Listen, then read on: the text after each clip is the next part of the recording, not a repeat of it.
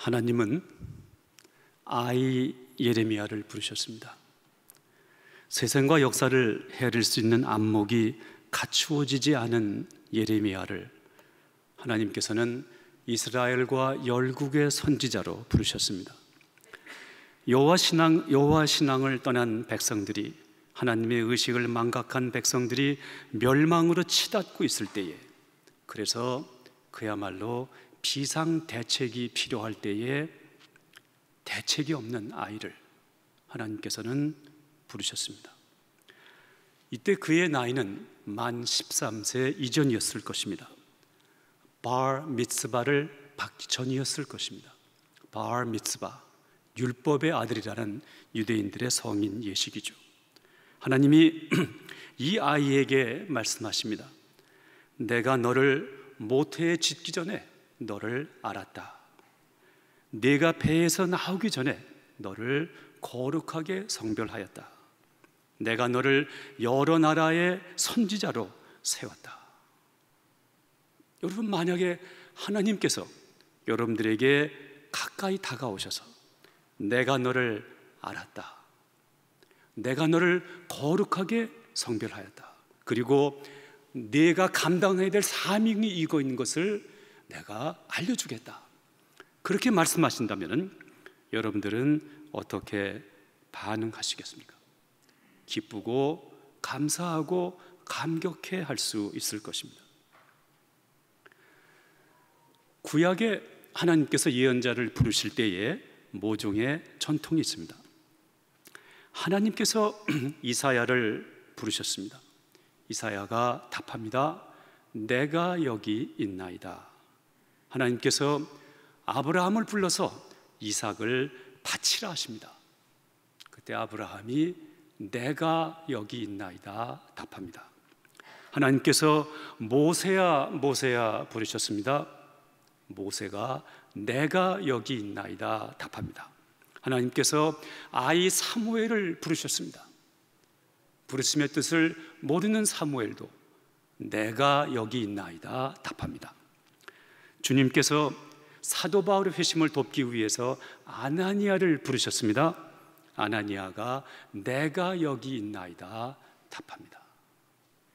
예레미야도 하나님께서 부르셨습니다. 제사장 가문에서 태어난 예레미야였습니다. 그도 당연히 내가 여기 있나이다 주님 나에게 말씀하소서 그렇게 대답하여 했을 것입니다. 그러나 아이인 예레미야는 그렇게 답하지 못했습니다. 슬프도소이다 주 여호와여 보소서 나는 아이라 말할 줄을 알지 못하나이다. 다른 선지자들과 다른 대답을 예레미야는 쏟아 놓습니다. 하나님께서 그를 알았고 성별하였고 예언자로 세웠다고 하셨는데 예레미야는 기쁘지 않았습니다. 반갑지 않았습니다. 그는 저항합니다.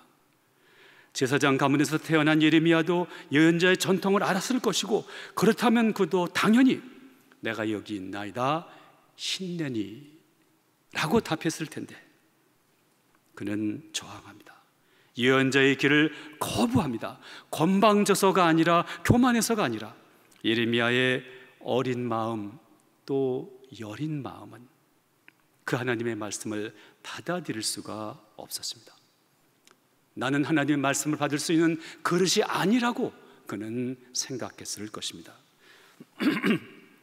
그는 탄식합니다. 슬프도소이다 슬프도소이다.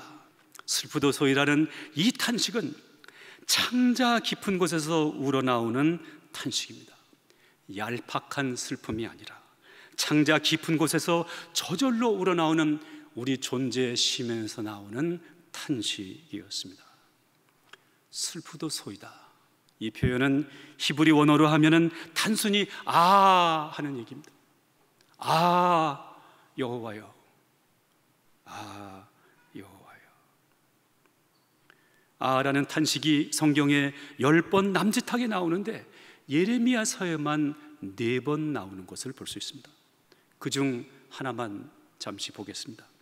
4장 10절의 말씀입니다. 내가 가로되 슬프도소이다. 주 여호와여, 주께서 진실로 이 백성과 예루살렘을 크게 속이셨나이다. 이르기를 너희에게 평강이 있으리라 하시더니 칼이 생명에 미쳤나이다. 하나님이 하나님의 백성을 속이셨다는 것입니다. 그것도 크게 속이셨다는 것입니다. 평강을 주신다더니 죽음과 멸망을 주셨다는 것입니다. 이방 나라 바벨론에게 망하게 하셨다는 것이죠. 그래서 예레미야는 탄식하는 것입니다. 슬프도소이다 여호와여.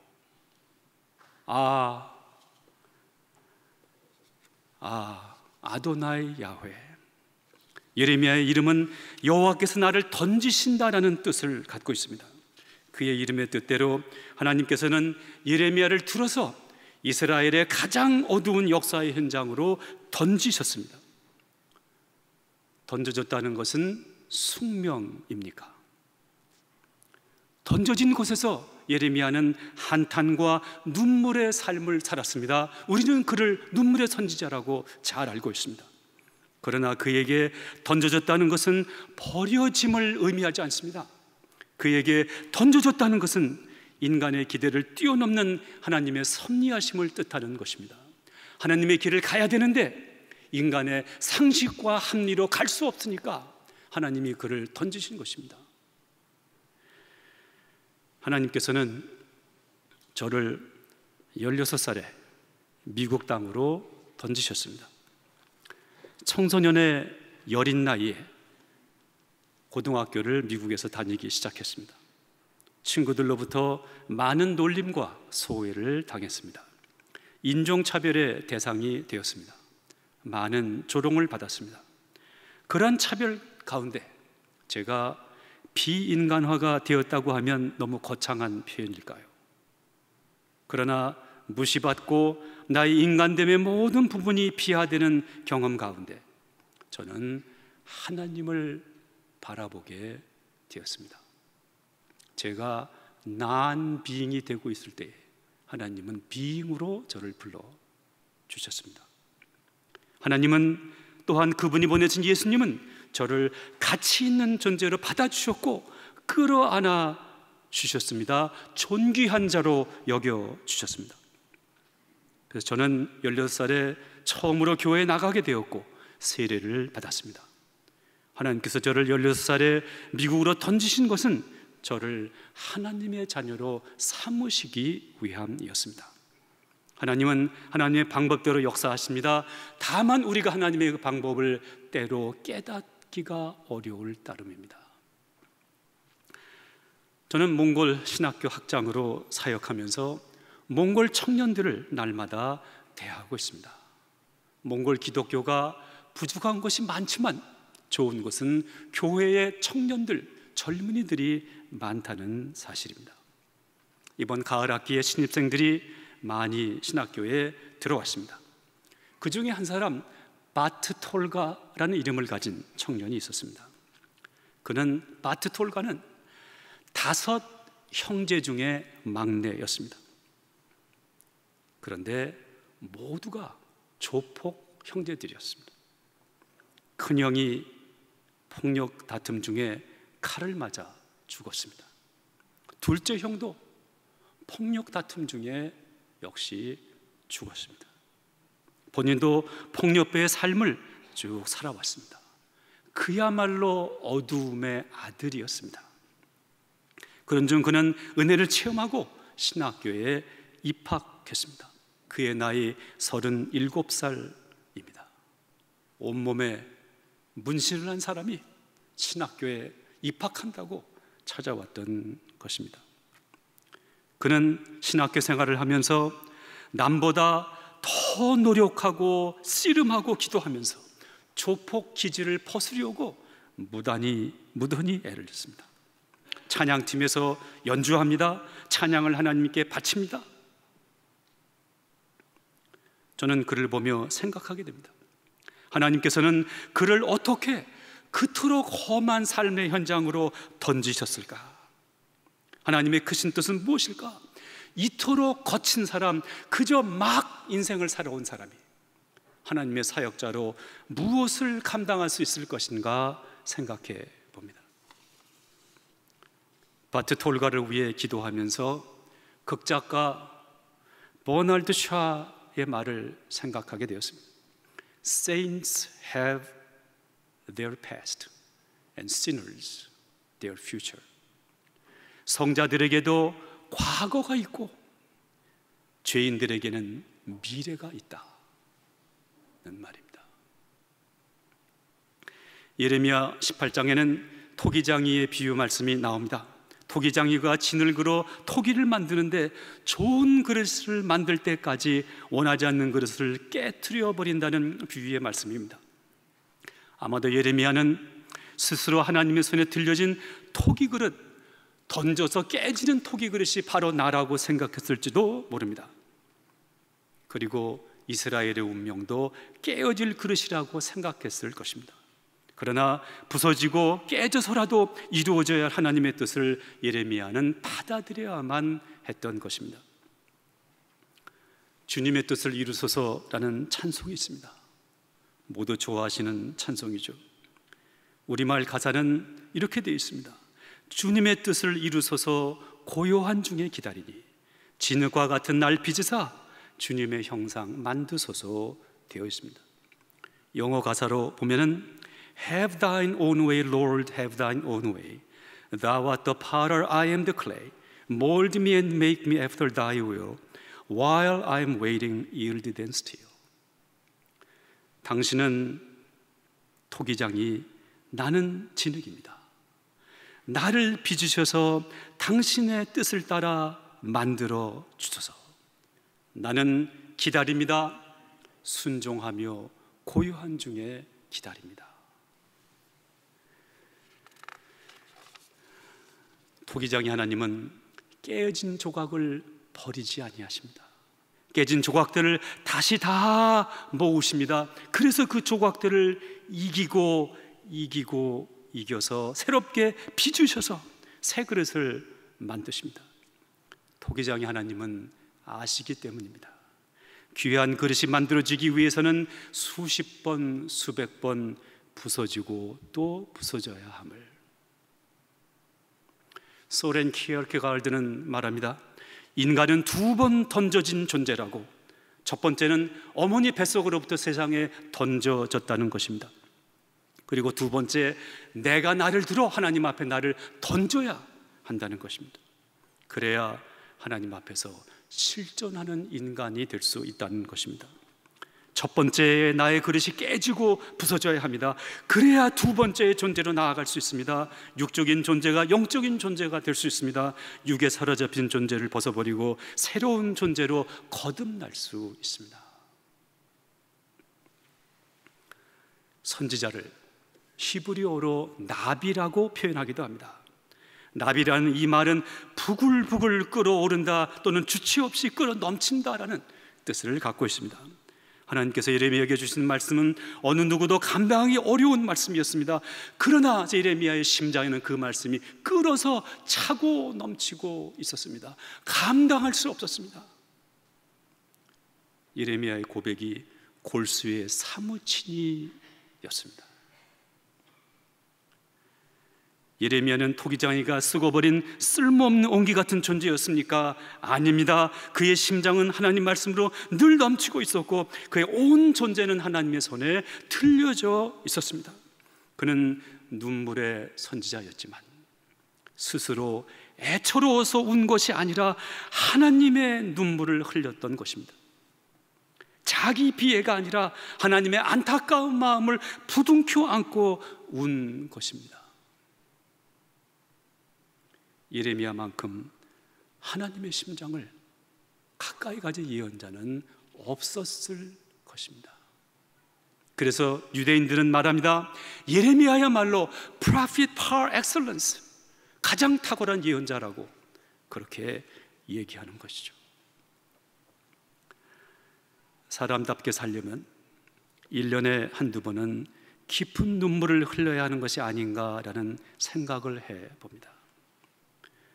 내가 부족하고 못나서도 눈물 흘릴 때도 있겠지만 다만 그뿐만이 아니라 안타까운 역사 때문에, 아프고 부서지는 이유 때문에, 또 그들을 향해서 아파하고 눈물을 흘리시는 하나님의 마음이 있기 때문에 나도 눈물을 흘릴 수 있지 않나 생각해 봅니다. 여러분은 언제 하나님의 아픈 마음을 느끼면서 울어 보셨습니까? 하나님은 예레미야 11장 1장 11절에서 이렇게 묻습니다. 무엇을 보느냐? 예레미야야, 무엇을 보느냐? 예레미야가 대답합니다. 살구나무가지를 봅니다. 살구나무는 추운 겨울이 지나면은 가장 먼저 꽃을 피운다고 합니다. 얼어붙은 얼음을 깨고 죽음을 깨고 싹을 낸다는 것이죠. 꽃을 피운다는 것입니다. 불가능을 가능케 합니다. 죽음의 자리에서 생명이 약진합니다. 생명의 약진을 보느냐고 하나님은 그에게 물으신 것입니다. 예레미야는 절망을 선포했지만은 살구나무를 선포한 것입니다. 절망을 깨고 일어나는 생명의 약진을 그는 선포한 것입니다. 선지자를 나비라고 말씀드렸습니다. 선지자의 또 다른 표현은 선견자입니다. 선견자, 미리 보는 자, 영어로는 그저 seer라고 되어 있습니다. 인간은 과거의 경험에 축적된 지혜를 통해 미래를 헤아립니다. 물론 역사의 해안을 가진 분들은 남보다 조금 더 멀리, 조금 더 큰 것을 바라볼 수 있습니다. 조금 더 큰 안목으로 세상을 헤아리고 경영해 나가기도 합니다. 그러나 하나님의 선지자의 방법은 다른 방법을 갖고 있습니다. 축적된 과거의 지혜로 미래를 헤아리는 것이 아니라 미래에서 다가오신 하나님의 나라를 보면서 그 계시로 현재를 해석해 나갑니다. 제가 몇 주일 전에 몽골인 현지 교회에서 설교를 하면서 저도 모르게 최 목사님께서 즐겨 쓰시는 인사를 했습니다. 마라나타, 그러고 인사를 했습니다. 마라나타가 무슨 뜻입니까? 예수님 곧 오시옵소서, 하나님의 나라 임하시옵소서, 그렇게 기도하는 것이 마라나타가 아니겠습니까? 그것이 믿는 자의 안목인 것입니다. 나의 축적된 지혜로 현재와 미래를 해석하는 것이 아니라 다가오는 하나님의 나라의 계시를 살피면서 나의 현재와 과거를 해석을 하는 것입니다. 예수님께서는 공자처럼 축적된 인생의 지혜를 가르치지 아니하셨습니다. 예수님께서는 회개하라, 천국이 가까이 왔느니라 라고 선포하시면서 공생애를 시작하셨죠. 하나님의 나라가 가까이 온다. 그 나라 앞에서 너의 현재는 무엇이냐, 너의 미래는 무엇이냐 도전하셨던 것입니다. 예레미야 33장 3절에서 하나님은 예레미야에게 말씀하셨습니다. 너는 내게 부르짖으라, 내가 내게 응답하겠고 내가 알지 못하는 크고 비밀한 일을 내게 보이리라. 하나님은 예레미야에게 나와 너의 언어로 다가가셨습니다. 놀라운 일 아닙니까? 구약의 하나님이 무한하고 크시고 거룩해서 아무도 다가갈 수 없는 하나님의 얼굴을 보면 죽음이 온다는 그 하나님께서 예레미야에게 나와 너, 내가 너를 알았고 내가 너를 거룩하게 세웠고 내가 너를 보낸다. 너는 나에게 부르짖으라, 내가 응답하리라. 예레미야에게 축복이 있었다면, 눈물을 흘리고 힘들게 해서 예레미야에게 축복이 있었다면 그것은 바로 나와 너의 친밀한 언어로 다가오신 하나님의 사랑이었을 것입니다. 예레미야는 하나님의 심장을 가진 자였습니다. 그는 하나님의 아픈 심장을 누구보다 더 잘 알고 느낀 자였습니다. 하나님께서 아파하실 때에 그의 심장도 아팠습니다. 그는 하나님과 함께 아파했습니다. 그는 하나님과 함께 눈물을 흘렸습니다. 그는 하나님의 마음을 가장 밀접하게 느낀 선지자였습니다. 예레미야서는 짧은 책이 아닙니다. 단어수로 예레미야서를 계산해 보시면은 시편 다음으로 제일 긴 책이 구약성서의 예레미야입니다. 그런데 예레미야에서는 아무런 기적이 기록되어 있지 않습니다. 그 흔한 예언자들의 기적이 아무것도 기록되어 있지 않습니다. 큰 능력을 행했다는 말도 전혀 나오지 않습니다. 위대한 설교를 했다, 그런 것도 아니었습니다. 위대한 꿈을 꿨다, 그런 것도 아니었습니다. 그렇다면 예레미야가 잘한 것이 무엇이겠습니까? 고민했습니다. 아파했습니다. 하나님의 아픔을 끌어안았습니다. 그리고 나도 아픈 대로 나아가서 그는 하나님의 아픈 마음으로 평생을 살아나갔습니다. 예레미야는 자신이 선포한 예언, 멸망이라는 예언 속에 자신의 삶을 살다가 죽었습니다. 하나님의 심판을 받을 수밖에 없음을 선포한 그는 이스라엘의 멸망한 후에 포로 잡혀간 백성들 중에서 이집트에서 죽었습니다. 그렇다면 예레미야는 실패한 자였을까요? 실패한 자였을까요? 그렇지 않습니다. 만약 예레미야가 실패한 예언자였다면 가나안 땅에 들어가지 못한 모세도 실패한 자였을 것입니다. 그리고 로마를 온전히 복음화하지 못하고 죽은 바울도 실패자였을 것입니다. 저의 평생 목회에서 잊을 수 없는 한 에피소드를 말씀드리고 설교를 마치겠습니다. 2008년 12월 8일 월요일이었습니다. 정오경이었습니다. 그때 샌디에고에 있는 해군 기지를 향해서 미 해군이 전투기를 이렇게 비행하다가 실수를 해서 주택가에 전투기가 떨어졌습니다. 순식간에 주택 몇이 전소가 되어버리고 말았습니다. 그런데 그 전소된 집 중에 하나가 그때 제가 섬기던 샌디에고 한인연합 감리교회의 성도님의 가정이었습니다. 윤 형제의 가정이었습니다. 비행기가 추락해서 그 집이 전소될 때에 윤 형제는 직장에서 일을 하고 있었고 그의 아내가 집에 있었습니다. 2살 된 딸 하영이 하나님의 영광 집에 있었습니다. 난지 얼마 안 된 하은이 하나님의 은혜 또 집에 있었습니다.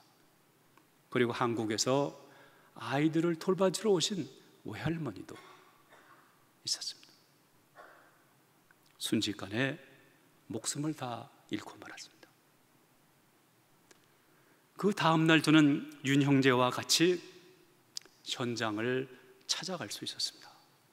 참사의 현장이죠. 모든 것이 어떻게 그렇게 타버릴 수 있는지 흔적 없이 아무런 남긴 거 없이 다 타버리고 말았습니다.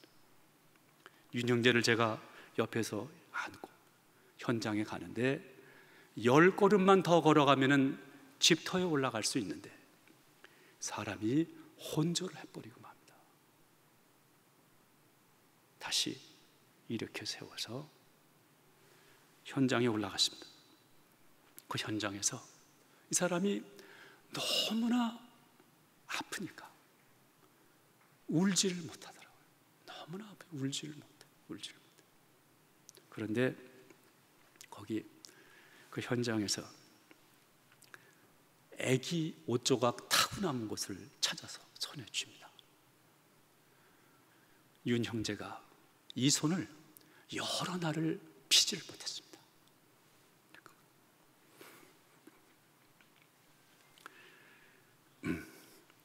그 다음 날 교회에서 예배를 드렸습니다. 한 300명 들어가기도 참 힘든 예배당에 600~700명 사람들이 모였습니다. 미 해군 관계자들이 왔습니다. 한인들이 왔습니다. 그리고 교회 주위의 이웃들이 많이 찾아왔어요. 그날 예배를 드립니다. 제가 설교를 해야 되는데 제 평생 제일 힘든 설교를 그날 했던 것 같습니다. 만약 여러분들이 목사였다면, 그 상황에서 설교한다면 무슨 설교를 할 수 있었겠습니까? 아무런 준비가 되지 않습니다.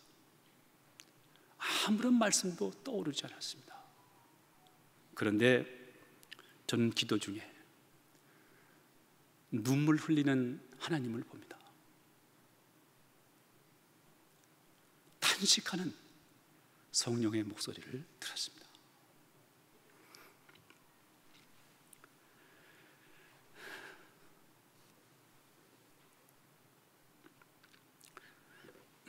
로마서 8장에 우리는 마땅히 기도할 바를 알지 못하나 오직 성령이 말할 수 없는 탄식으로 우리를 위해 친히 간구하시느니라. 제가 상당히 오래간만에 윤 형제의 이 아픈 참상을 제가 설교 때 인용을 합니다. 저는 이분의 이 고통을 자주 입에 담는 것조차 힘들고 또 그 가정에도 이해가 안 된다고 생각해서 잘 얘기하지 않습니다. 정말 오래간만에 윤 형제의 얘기를 드린 것입니다. 하나님의 아픈 심장이 있습니다. 부서지는 인간들 향해 아파하십니다. 역사를 바라보고 아파하십니다. 여러분들은 하나님의 그 아픈 심장을 품고 기도할 수 있는 성도들이 되시기를 바랍니다. 예수님의 아픈 마음으로 네팔을 향해서, 몽골을 향해서, 5대양 6대륙을 향해 기도하시기 바랍니다. 종교교회에서 네팔 선교를 아픈 마음으로 시작하신 것 아닙니까? 네팔을 향한 아픈 마음이 승화되어 학교가 세워졌습니다. 귀한 열매를 반드시 맺을 줄로 믿습니다. 가까운 이웃, 먼 이웃의 아픔을 품고 기도하시기 바랍니다. 가난한 자, 눈먼 자, 길 잃은 자들을 위해 기도하시기 바랍니다. 던져진 삶의 자리에서 그들이 하나님의 사람으로 다시 일어날 수 있을 때까지 성령께서는 모든 피조물이 고통을 겪는 그곳에서 이미 탄식하고 있으십니다. 기도하겠습니다. 하나님, 아픈 인생을 보고 아파하시는 하나님, 무너져가는 역사를 바라보며 탄식하시는 성령님, 예루살렘을 내려다보시면서 우시던 예수님, 눈물의 예레미야, 눈물을 기억하며 당신 앞에 기도합니다. 하나님, 우리에게도 하나님 때문에 아파지는 성도들 되게 하옵소서. 예수님의 이름으로 기도합니다. 아멘.